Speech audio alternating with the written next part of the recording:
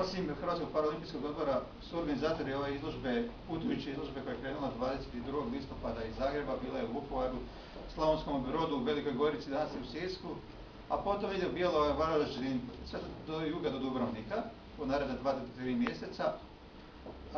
Organizatori ove izložbe su još Hrvatska izvještajna novinska agencija HINA i veleposlanstvo Ujedinjene Kraljevine, Velike Britanije i Sjeverne Irske u Republici Hrvatskoj u Zagrebu.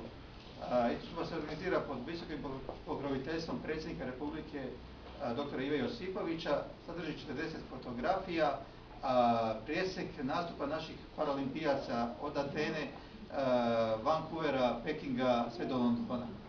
Damir Šećar je urednik fotoagencije HINE i u tih 8 godina nastavilo je preko 100.000 fotografija i mi smo se odlučili da na ovaj način senzibiliziramo sportsku javnost diljem Hrvatske, a i da odamo jednu zahvalnost tom novinaru koji nas već 8 godina prati.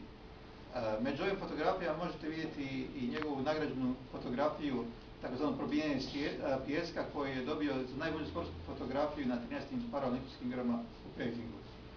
Evo, za početak bih zamolio gospođu Snježanu Pokorni, ravnateljicu gradske knjižnice Vladimir Gotovac ovdje u Sisku, da vam se obrati nekoliko riječi.